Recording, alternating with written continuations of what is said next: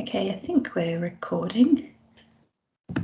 Yeah, great. Okay, so hi, I am here with Peter Lefort from the University of Exeter. My name is Emily Widdicombe and I am the comms officer working for the Devon Climate Emergency Project. And we're here today to talk about the LCAT, which is a very exciting project that Peter will tell you more about. So if you'd like to introduce yourself, Peter, and we can begin. Fantastic, thanks, Emily. So yes, hi, my name's Peter. I work for the University of Exeter, and my role is running a new network called the Green Futures Network, which is all about making the university's climate and environmental work more accessible to communities, to businesses, to local authorities across the Southwest and beyond. And so I was up at COP. One of the things that I was doing was running a stall in the green zone, which was the publicly accessible zone that anyone could get a ticket to. And we also had delegates from the blue zone, which was where the world leaders were, to talk about the LCAT tool, the Local Climate Adaptation Tool. And so what this is a prototype tool that we've developed at the University of Exeter in the European Centre for Environment and Human Health, to support local decision makers to understand how climate change is going to affect their area, and then what adaptation measures they should put in place to reduce the impact that those changes are going to have on health in the area. So human health, thinking about how people will be affected by disease, by the way hospitals can function, all aspects of how our health is impacted by the climate. Oh, great, thank you. So speaking of risks then, what risks are we facing in the Southwest as the climate change is kind of going forward, and specifically what are the risks to human health that you've sort of foreseen through this project? Yeah, so there's some obvious ones that probably won't be surprising to people in terms of the risks from climate change. And we think about the Southwest and our coastline, and flooding is a huge one. And flooding isn't just about sea level rising on the coasts, but that will have a significant impact, but also flooding inland as well, thinking about rivers rising, thinking about rainfall. And so that's quite an easy one for people to understand, as well as something like heat waves. Not only are we likely to see temperatures rising over the coming years, but also more instances of extreme heat wave, which obviously also has quite a clear link to health. We're also likely to see more extreme weather events, storms, wind speed, so more extremes, which for the Southwest, which is sometimes a bit more of a kind of a moderate climate, I think will have a significant impact. And then in terms of the health risks, again, some of them, it's quite easy to see how those impacts are going to impact on health. So if we have more heat waves, there's going to be more heat stress, heat strokes, which has a significant impact on particular parts of the of the community, particularly older people. But we'll also see fairly direct links around air pollution, which will have an impact.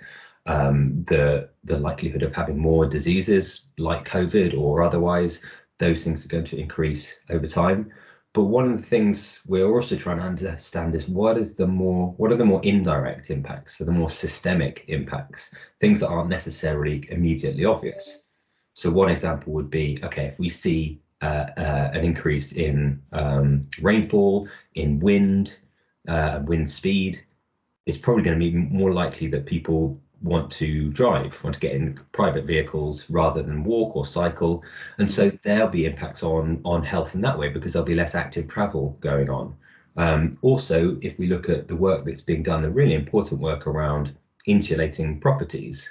In the Southwest, we've got a lot of old buildings. They need some real support to become insulated so they're energy efficient. But then if we see warmer, wetter winters, we're likely in those insulated houses to have less ventilation. So with that warmth, there's going to be more damp, and then damp, if it's not ventilated, can lead to mold. And if we have mold, then people are going to find that there's more respiratory issues in the Southwest. And so those are the more systemic impacts that we really need to to bring a lot of different expertise and disciplines together to identify it, because we might not notice them if we look at things in a kind of a more of a direct impact frame. Yeah, no, it sounds like a real balancing act, really. There's so many different factors to sort of consider. So with that in mind, what do we need to do about it? What sort of place do we need to get to as a society or a region or a community in order to successfully adapt to this kind of these upcoming changes and threats to human health? Yeah, I mean, it's difficult, you know, and I don't think it should be presented any other way. It is a hard thing to do, but there is a lot of expertise out there. There's a lot of really good research, a lot of really good data that has, gives our best guess of what's likely to happen and what those impacts are going to be. So what we need to do as communities, as local authorities, as businesses, as any type of organization is try and understand the complexity of what's going on around us. We don't have to understand everything. No one group or person needs to, because we just need to talk to each other and work out, well, what do we all know and what are those impacts going to be? But think about, what are our vulnerabilities? So if you live in a particular community, think, maybe is flooding that relevant to us? Maybe it's not. Maybe it's more about, we've got an older population who might be more susceptible to heat increases or more rainfall or more damp. So think about, what are our vulnerabilities and how do we become more resilient to those? Do we have an emergency plan in place? And for businesses to think more systemically around, okay, well, think about flooding. We might be a business that's up the hill. So we think, okay, well, there's no direct impact necessarily on us if there's increased rainfall and flooding, but our customers might be affected by it. Our supply chains might be affected by it. So really thinking about, where are our vulnerabilities? Where do we need to build resilience? And how do we make decisions to adapt to the changes that we know are coming? Yeah, no, that makes perfect sense. So how will the new local climate adaptation tool help us to kind of achieve that? Yeah, great question. So the LCAT, the tool that we're developing, is an attempt to take what is a difficult and complex thing to do and make it as accessible as possible. So what we've done is we've broken all of the stuff I've just been talking about into a really clear process. So the tool, the first thing it does is allows you to pick an area, and we've broken those down into quite specific areas of around 1,000 to 1,500 people. So that's the kind of the level that we're looking at, and we'll get more detailed over time, but that's where we are at the moment. So you pick that area, and then what it does is it uses the latest Met Office data. So this is the best data we've got about what's the climate is going to be like in 10, 20, 30, 40, 50 years. And then it maps it out and says, okay, so for this particular area, this is what we're looking at in terms of the average temperature, or the maximum temperature, or the minimum temperature, because it's really important we look at all of those things, looking at the wind speed, looking at the amount of rainfall. So really making that a clear graph so you can see how things are changing over time. So it might be that things are going up, it might be that they're going down. For rainfall, for example, what we're looking at largely across the southwest is drier summers and wetter winters. Right. So looking at it from a seasonal perspective helps us notice those trends. Then what the tool does is walk people through, okay, so what's the impact of that going to be? If that's what we know is going to happen, how will that actually impact the way we live? And the way that works is to really map out all of the different impacts and how they relate to each other. So not just, for example, looking at active travel and say, okay, how is this going to impact the amount of people who are walking or cycling or using private vehicles? And then how is that going to impact other health outcomes? So, for example, if we're seeing more people, if we might see more people on bikes, then that's going to have positive health outcomes in some ways, but also we might see an increase in accidents with more people on the road. But if we're going to have more people driving, then that's going to have significant impacts as well.